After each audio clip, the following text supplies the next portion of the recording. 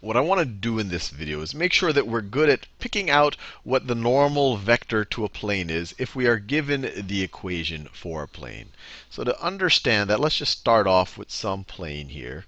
Let's just start off. So this is a plane. I'm drawing part of it. Obviously, it keeps going in every direction. So let's say that that is our plane. And let's say that this is a normal vector to the plane. So that is our normal vector to the plane. It's given by AI plus BJ plus CK. So that is a normal vector to the plane. And let's say that we have, so it's perpendicular. It's perpendicular to every other vector that's on the plane. And let's say we have some point on the plane. We have some point.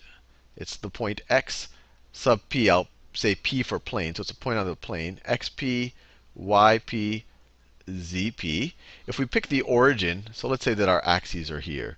So let me draw our coordinate axes. So let's say our coordinate axes look like that. This is our z-axis. This is, let's say that's our y-axis. And let's say that this is our x-axis. Let's say this is our x-axis coming out like this. This is our x-axis. You could specify this as a position vector. There's a position vector. Let me draw it like this. Let me draw it like this. Then it would be behind the plane right over there. You have a position vector. That position vector would be xpi plus ypj plus zpk. It specifies this coordinate right here that sits on the plane. Let me just call that something. Let me call that position vector, I don't know. Let me call that p. Let me call that p1. So this is a point on the plane. So it's p. It is p1, and it is equal to this. Now, we could take another point on the plane. Let's say we're taking, this is a particular point on the plane. Let's say we just say any other point on the plane, x, y, z. But we're saying that x, y, z sits on the plane. So let's say we take this point right over here, x, y, z. That clearly, same logic, can be specified by another position vector. We could have a position vector that looks like this, and dotted line. It's going under the plane right over here.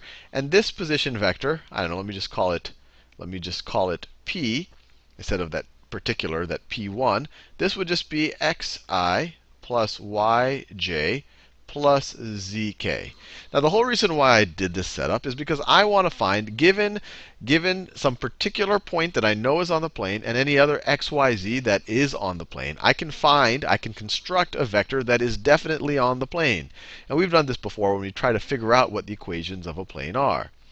A vector that's definitely on the plane is going to be the difference of these two vectors. And I'll do that in blue. So if you take the yellow vector minus the green vector, or you take this position, or you will get the vector that, if you view it that way, that connects this point and that point, although you can shift the vector. But you'll get a vector that definitely lies along the plane, even if you, so if you start one of these points, it'll definitely lie along the plane. So the vector will look like this.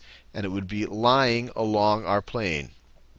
So this vector lies along our plane. That vector is p minus p1. This is the vector p minus p1. It's this position vector minus that position vector gives you this one. Or another way to view it is this green position vector plus this blue vector that sits on the plane will clearly equal this yellow vector, right? Heads to tails. It clearly equals it.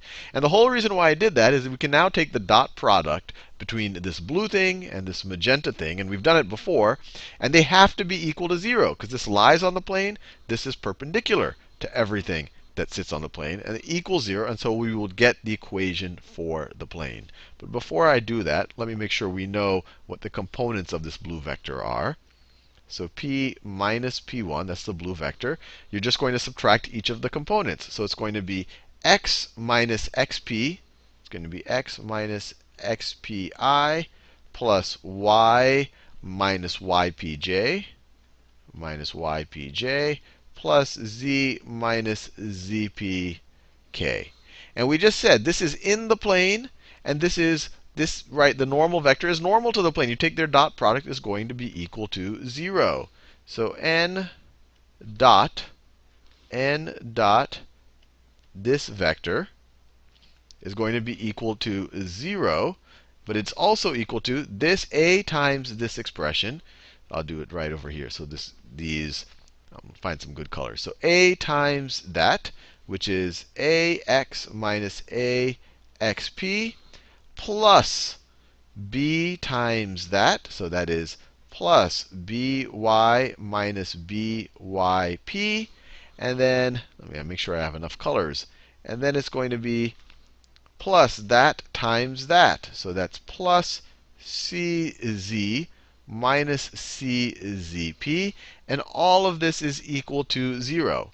Now, what I'm going to do is I'm going to rewrite this. So we have all of these terms. I'm looking for right color. We have all of the x terms, ax. And remember, this is any x that's on the plane will satisfy this.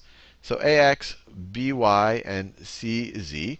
Let me leave that on the right-hand side. So we have ax plus by plus cz is equal to, and what I want to do is I'm going to subtract each of these from both sides. Or in other ways, I'm going to move them all over.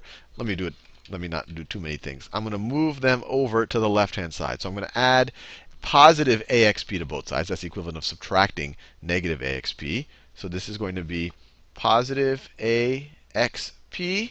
And then we're going to have positive byp plus, do that same green, plus byp. And then finally plus czp. Plus czp is going to be equal to that. Now, the whole reason why I did this, and I've done this in previous videos where we're trying to find the formula or we're trying to find the equation of a plane, is now we said, hey, if you have a normal vector and if you're given a point on the plane, where in this case it's xp, yp, zp, we now have a very quick way of figuring out the equation. But I want to go the other way. I want you to be able to, if I were to give you a equation for a plane, where I were to say ax plus by plus cz is equal to d. So this is the general equation for a plane. If I were to give you this, I want you to be able to figure out the normal vector very quickly. So how could you do that? Well, this ax plus by plus cz is completely analogous to this part right up over here. Let me rewrite this over here so it becomes clear. This part is ax plus by plus cz is equal to all of this stuff on the right-hand side. Or sorry, on the left-hand side. So let me copy and paste it. Copy and paste it. So I just essentially flipped this expression. But now you see all of this a has to be this a, this b has to be this b, this c has to be this thing, and then the d is all of this. And this is just going to be a number. This is just going to be a number, assuming that you knew what the normal vector is, what your a, b's, and c's are, and you know a particular value. So this is what d is. So this is how you can get the equation for a plane. Now, if I were to give you an equation for a plane, what is the normal vector?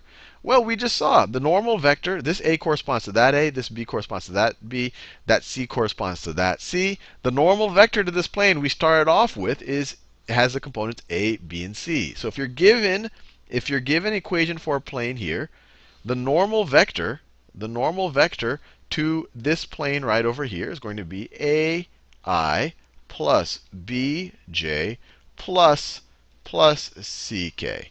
So it's a very easy thing to do. If I were to give you the equation of a plane, let me give you a particular example.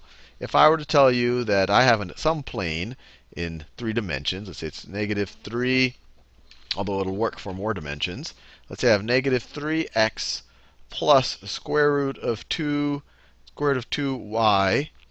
Let me put it this way, minus, or let's say plus 7z is equal to pi.